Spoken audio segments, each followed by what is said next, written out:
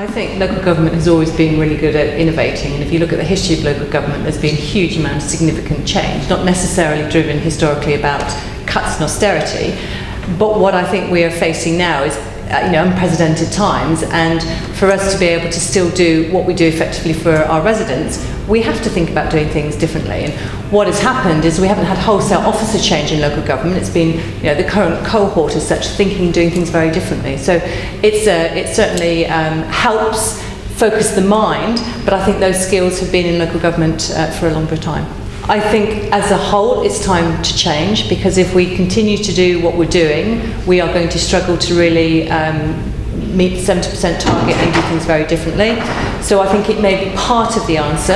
I don't think it's the whole answer, but I almost think we need to start with the 70% target and work backwards and say what systems and what involvement from the different sectors is going to result in that.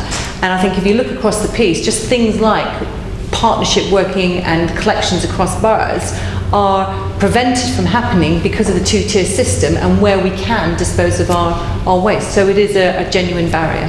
I think, again, it's one of the solutions. I don't think it's going to fix every financial challenge that we face. And again, it depends on how and where and the makeup of the boroughs that are trying to work together. So I think anything which is collaborative, which can drive down costs and make services more effective, has got to be the right answer.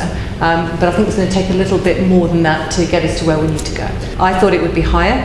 I thought it would be closer to 95%, because those of us in local government know how challenging it is for residents who are very transient in terms of the nature of where they live and where they work to understand what they can recycle. So those people who really want to do it struggle to know what they can do at home, what they can do when they get to Victoria or their transport hub, when they get to work. So absolutely, it's a very strong yes from me on that.